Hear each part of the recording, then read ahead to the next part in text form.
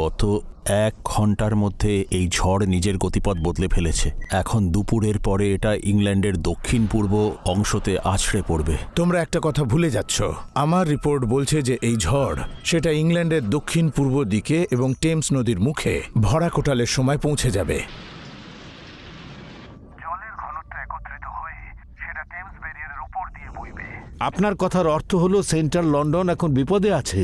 হ্যাঁ, বিপদ তো আছেই। গাড়িতে বসো আর লন্ডন থেকে সবাইকে যতদূর সম্ভব নিয়ে যাও।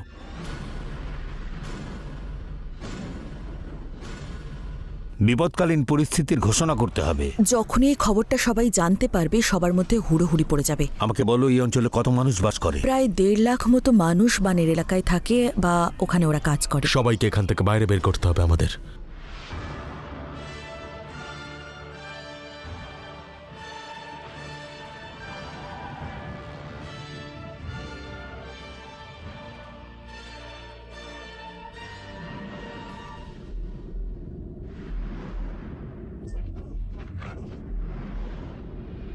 চলো।